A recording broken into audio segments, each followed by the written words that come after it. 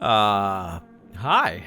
I'm Arthur, and it's time for me to talk a little bit, oh god, about something I've been stewing on for a few weeks now. See, I made a video a while back about how Korn is kind of boring, but I love him for it, and a lot of people seem to like that. And then I also made a follow-up video about how Tzeentch is flawed, but has a lot of good to them. They just need to improve, and people really liked that. I made a caveat at the end of the Tzeentch video that I was going to make a Tzeentch video, and here we are, the Tzeentch Demon video. You don't need the context of those last few videos to understand this one. Let's just get into the crux of my opinion. That opinion is, Tzeentch is without a doubt the worst chaos god to follow. No exception, I will not broach argument on this. Tzeentch just is the worst.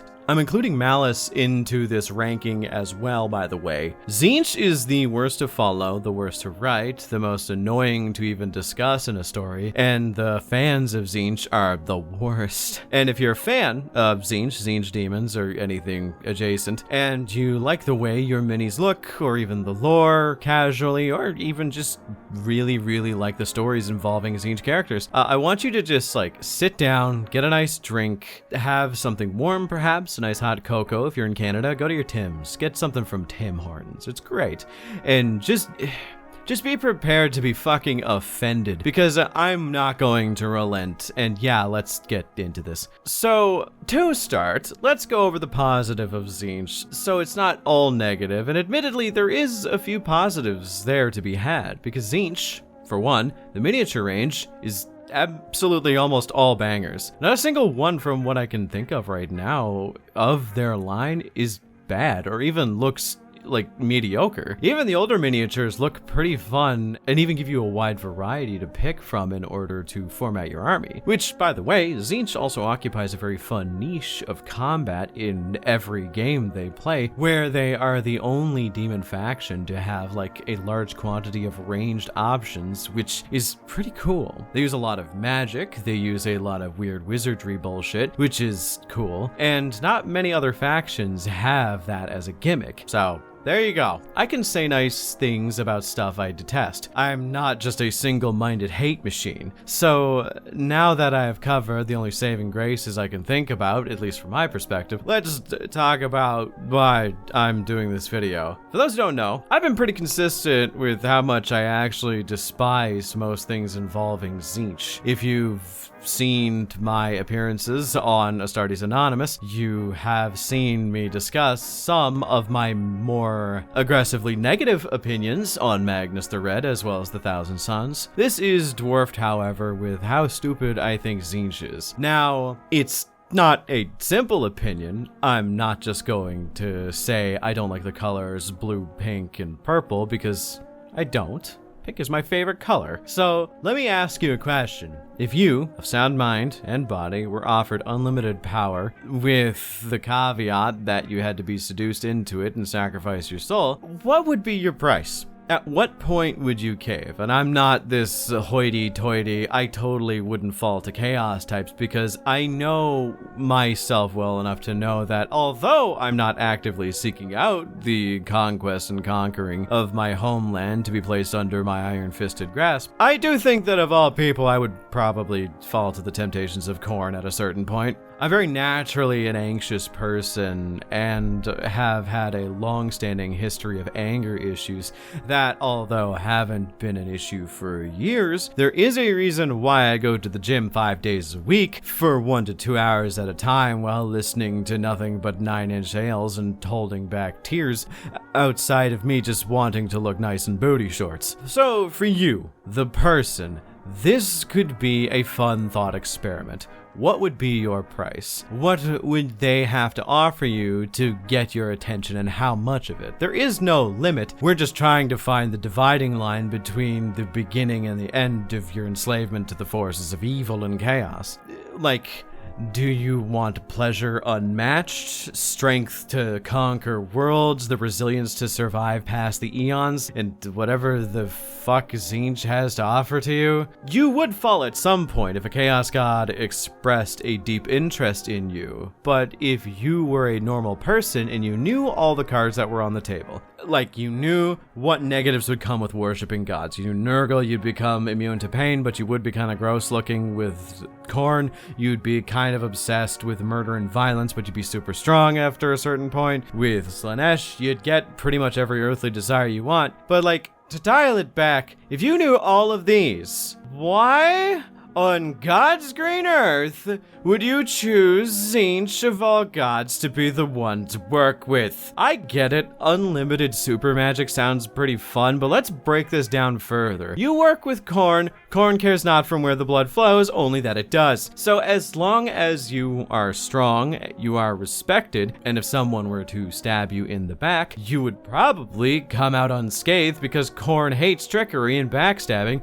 as he is also a god of honor. Slaanesh just wants you to have a good time, and if you mess with someone else's good time, then that is decreasing the amount of people having a good time, and thusly Slaanesh is displeased. So it's often discouraged to not mess with other Slaanesh worshippers unless they enjoy that or want you to. Nurgle, bro, outside of the fact that 90% of your body is going to be covered in like tumors and growths, Nurgle is pretty chill. Most Chaos Lords of Nurgle just kind of vibe with each other on the Plague Planet from time to time. They sure do bicker from time to time, but at a certain point, they just don't argue. Unless you're part of the Purge. The Purge is a chapter of Space Marines. They hate everything. They're a Nurgle-worshipping group of Space Marines, but they believe in the death of all things, not the spreading of disease. You know, I'm getting off track here. So, with that being said, with Tzeentch, you have none of the job security. Tzeentch actively encourages you to backstab, lie, and cheat until other plans are made manifest. And even if you are the top monkey on the banana heap, Tzeentch within seconds could decide that, nah, monkeys are out of fashion. It's time for the lions to appear, and thus you get mauled to death by jungle cats for no reason other than it was funny.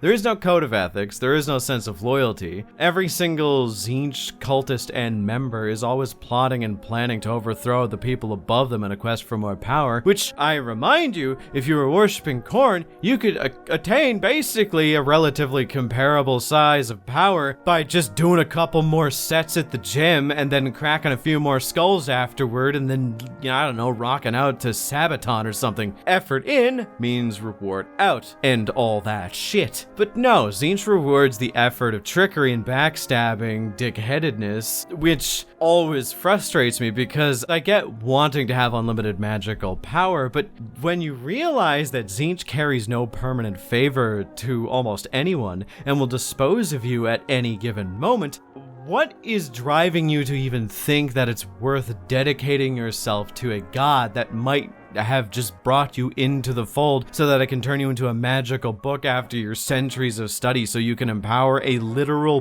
pug that somehow gained the ability to read modern day English because Tzeentch wanted to branch out into the dog wizard market for some reason. And let's not skip the fact that not only are you not going to get Tzeentch job security, you're literally not even going to get paid the same amount every week. The wages of Tzeentch worship changed like a goddamn cryptocurrency. 1 week, you could read the entire contents of a magical library and Tzeentch would reward you with horns that conduct more magic and allow you to cast better forever and make you the best wizard in your city. Then the next day, after years of ritualistic planning, you get off this massive spell that gives you the knowledge of the entirety of the world that allows you to cast spells, and the horns allow you to understand it better. But as a reward, Tzeentch turns you into an inert ash pile because it thought it would be funny. There is a reason why Tzeentch has the highest chance of becoming a chaos spawn at random intervals, because Tzeentch is a shitty god, and is allowed to be a shitty god, as they are also the god that holds all the copyright to magic. I don't know why I fucking said it like that. Yeah, in most fantasy settings in Warhammer, they are the reason why most wizards can actually cast spells of any kind. So because of that, they don't really need to worry about lacking in followers because wizards are always going to be a part of the fantasy setting. It's literally the Chaos God equivalent of being the guy that does nothing in a tech firm, but they can't fire him because he is the only one who knows how to use his specific piece of software that was created in the 80s or 90s, and he won't teach anybody else how to use it so he can keep his job. One of my favorite examples as to how Tzeentch corrupts and dicks around people is for a chapter of Space Marines called the Seekers of Truth. They were a chapter of Marines that often served closely with the Inquisition and had a record of being obsessed with telling the truth, which is never a good thing. They prayed to the Emperor for a long period of time to gain the ability to always know when someone is lying and then tell what they are lying about. And unfortunately, Tzeentch is a goddamn hacker and intercepted their prayer and granted it. This, when coupled with the fact that they were surrounded by the Inquisition from the setting of 40k, led to them going hopelessly insane. And now they're a Chaos War band of Marines by the name of the Scourged, who are insane and just go around doing Tzeentch shit all the time. Do you get what I'm saying with all this? I hope so. Tzeentch sucks so much, and it's all narratively driven to the point where whenever a Tzeentch character or worshiper is included in a story, I know that at some point there is going to be some dickery afoot, and they're just gonna get screwed over because Tzeentch wills it. I think it's not that hard to fix, to be completely honest, and here's my proposition. I think that the biggest thing to fix why Tzeentch just kind of sucks as a god is to give them a concrete rule set. With other Chaos gods, there are certain loosely followed rules, commandments you cannot break. And because of that, their followers all follow a set number of rules. With Tzeentch, the only rule is that you are probably gonna get screwed over in fantastic fashion at some point. So maybe include a rule that as long as you follow this path, you might not get screwed over ever, because it would make a lot more sense at that point for people to want to work with the guy who actively stabs people in the back whenever they get a chance. Maybe theme this rule after the idea of performing an arcane ritual, where everything requires meticulous planning and thinking out, which is still very Tzeentchian, and then have Tzeentch openly show that planning within planning is the way to get into its good graces, as there is just so many instances where it doesn't matter how good you are. If Tzeentch thinks the funnier plan is a level 1 wizard critting you with a disintegrate scroll that I got off of Etsy, well, have fun being an inert pile of ash, I guess. It's not a bad change. I think we should try more trickery instead of just betrayal all the time. So,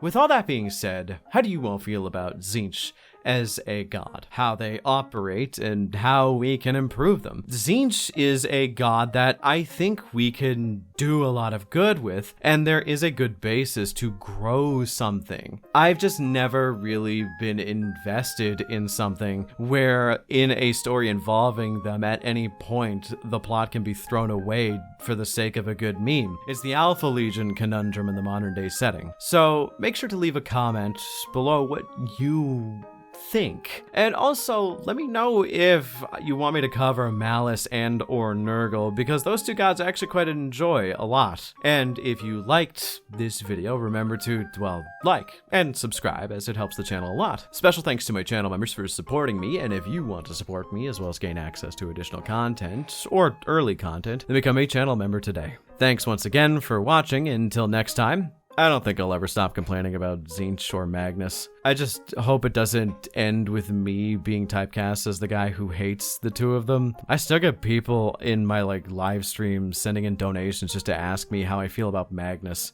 Y'all crazy for that.